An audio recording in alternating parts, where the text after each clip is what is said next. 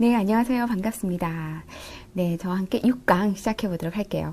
어제까지만 해도 정말 장대비가 이렇게 정말 하염없이 내리쳤는데 오늘은 언제 그러니 하듯이 정말 햇빛이 쨍쨍 쬐는 하루입니다. 네, 저와 함께 기분 좋게 6강 같이 시작해 보도록 할게요. 자, 이어서 우리 크리스토퍼의 서비스 3단계 같이 해보도록 할게요. 자, 크리스토퍼는 서비스를 이렇게 3단계로 분류를 했습니다. 먼저 사전 서비스, 비포 서비스, 그다음에 현장 서비스, 원 서비스, 그리고 사후 서비스, AS 서비스로 분류를 했는데요. 어떻게 보면 지금 현재 기업에서 가장 많이 쓰고 있는 이 서비스 분류, 그리고 우리들이 가장 많이 알고 있는 서비스 분류죠. 자, 그럼 비포 서비스부터 하나씩 보면, 자, 비포 서비스란 제품 및 서비스를 제공하기 전에 뭐 한다? 판매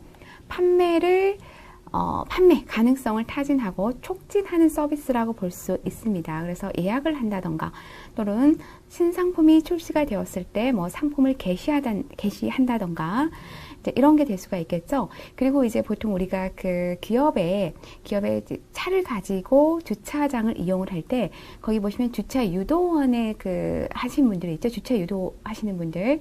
이것도 우리가 본격적인 서비스, 즉 원 서비스를 받기 전에 사전에 이루어지는 서비스이므로 주차 유도원의 서비스도 사전 서비스에 들어간다는 거. 그다음에 이제 현장 서비스 보도록 할게요. 자, 우리가 원 서비스라고 하죠.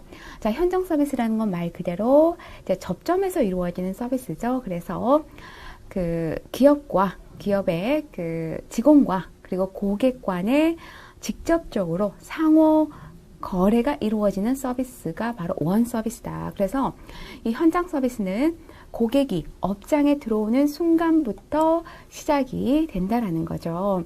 그래서 뭐 재고 수준을 설정하거나 수송 수단을 선택하거나 뭐 주문 절차를 확립하는 게 원 서비스에 들어갔는데요. 여기 보시면 여러분이 교재에 보시면 그 박스 안에 조금 더 세부적으로 사전 서비스가 어떤 업무를 하고 현장 서비스에서는 어떤 업무를 하고 그리고 사후 서비스에는 어떤 업무가 이루어지는지 그 박스 안의 내용을 여러분들이 좀 주의 깊게 보시면 됩니다. 다음 사후 서비스는 고객 만족을 위한 관리의 측면에서 이제 상당히 기업들이 어때요? 더욱더 중요성을 인식하고 있는 서비스가 AS 서비스죠. 그래서 AS 서비스는 뭐 고객 불만이라던가 불평에 대해서 상담하거나 처리해주고 그리고 말 그대로 이제 제품 서비스에 대해서 AS 해주고 그다음 배달 하신다던가 그럼 관리 해준다던가 이제 이런 부분들이 사후 서비스에 포함된다라고 이렇게 보시면 됩니다. 자, 그럼 이제 서비스 유형에 대해서 이렇게 살펴보도록 할게요. 여기서의 서비스 유형은 러브락의 서비스 행위의 특성에 따른 분류와 좀 같다고 보시면 될 것 같아요. 그래서 그 부분을 같이 이해를 하시고 하시면 좋을 것 같아요. 자, 먼저 첫 번째, 사람의 신체에 대한 유형적 서비스다라고 되어 있습니다. 이게 어떤 서비스라고 그랬죠? 우리가 신체에 대한 서비스라고 했죠. 그래서 사람이 그 시설, 장비와 직접적으로 접촉하는 거죠.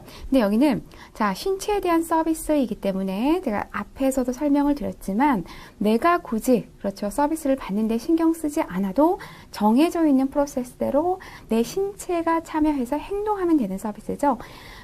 그리고 참여도가 처음부터 끝까지 다 참여를 하기 때문에 참여도 자체가 상당히 높다라고 볼 수 있어요. 그래서 여기에 들어가는 업종으로는 병원이라던가 마사지라던가 이발소 등이 포함된다라고 보시면 될 것 같아요. 그 다음에 유형물에 대한 유형적 서비스. 예, 우리가 이거를 어떤 서비스라고 그랬죠? 그렇죠.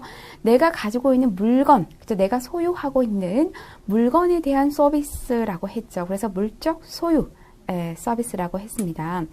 그래서 1번, 2번은 기본적으로 서비스가 뭐냐? 시설, 장비가 있어야 이루어지는 서비스라고 볼 수 있죠. 2번 보시면 유형물에 대한 유형적 서비스는 말 그대로 제공하는 것도 유형이고 받는 것도 유형인데 그 유형이 뭐냐? 그 고객이 소유하고 있는 물건이 서비스를 받는다라는 거죠. 그렇기 때문에 여기 보시면 보통 이제 그 고객은 서비스에 참여를 하는 게 전후에 참여하는 경우가 많아요. 예를 들면 내가 뭐 세탁소에 의류를 맡긴다. 그러면 맡길 때와 찾을 때 찾아가죠. 차를 맡긴다. 카센터에 차를 맡긴다. 그러면 차를 맡길 때와 찾을 때 이렇게 그래서 전후에 참여하는 경우가 많다라고 보시면 됩니다. 다음 세 번째 보시면 사람의 정신에 대한 무형적 서비스다. 자, 이거는 제공하는 것도 무형이고 받는 것도 무형적 서비스라는 거죠. 그래서 우리가 이거를 러브락에서는 정신에 대한 서비스라고 얘기를 했죠. 이 말은 이 서비스에 참여를 하기 위해서는 뭐다? 우리의 정신이 참여를 해야 된다라는 거죠. 어떻게 보면 여기 교육이라는 것도 정신에 대한 서비스죠. 제가 열심히 강의를 하고 있지만 여러분들이 어때요? 적극적으로 참여해서 강의를 듣지 않고 그리고 몸만 여기 있고 영혼은 나가 있다면 시험 합격률이 저조하겠죠? 네, 그렇기 때문에 여러분들이 여기 정신이 집중해서 정신이 여기에 참여해 있어야 된다는 거죠. 자, 이런 서비스는 감성, 지성, 마인드 등 어떤 영역이다? 정신적 영역에 영향을 미치는 서비스이고 그리고 이런 부분 어때요? 대부분 전문적 서비스로 구성이 되어 있다라고 보시면 됩니다. 그래서 연애 오락이라던가 교육, 전시, 공연 등이 여기에 속한다라고 보시면 되고요. 다음 네 번째. 무형 자산에 대한 무형적 서비스. 말 그대로 우리가 가지고 있는, 그치, 고객이 가지고 있는 자산이라는 거는 어때요? 무형이죠. 그 무형을, 위탁하는 서비스라고 보시면 돼요. 무형 자산에 대한 서비스인데 대부분 자산은 내가 이거를 가지고 있지 않잖아요. 다 어디에요? 뭐 은행이라던가 보험이라던가 증권이라던가 이런 데 위탁을 하게 되죠. 그래서 우리가 위탁 서비스라고도 얘기를 한다라고 했는데 여기 보시면 말 그대로 무형 자산, 즉 고객이 가지고 있는 소유하고 있는 무형 자산이 대상이 되는 거죠. 그러니까 예를 들면 뭐 회계 같은 것도 어때요? 회계법인에다가 위탁해서 우리 자산이 서비스를 받는 거고 법률도 어쩌 그 변호사 사무실에 위탁을 하거나 컨설팅도 그 컨설팅 업체에 위탁을 해서 우리 자산이 컨설팅을 받는 거죠. 그렇기 때문에 자, 이러한 서비스는 직원의 전문성이 중요하고 그리고 여기 보시면 이게 안 넘겨졌네요. 아이고. 죄송합니다. 자, 여기 보시면 신뢰성에 기초한 이미지 관리가 무척 중요하다라고 이렇게 볼 수가 있습니다. 왜냐하면 모든 요소가 어때요? 제공하고 받는 요소가 다 무형이기 때문에 당연히 어때요? 신뢰가 되지 않으면 위탁 서비스를 맡길 수가 없는 거죠. 그래서 신뢰에 기초한 이미지, 그 기업의 이미지가 또한 상당히 중요하다라는 것을 알 수가 있어요. 그리고 어떻게 보면 고객 참여가 가장 적은 부분이죠.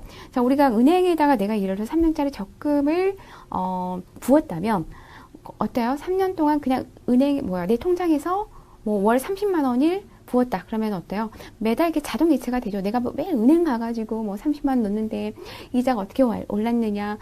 그러진 않잖아요. 그죠? 예, 그렇기 때문에 거의 참여도가 없다라고 이렇게 보시면 됩니다.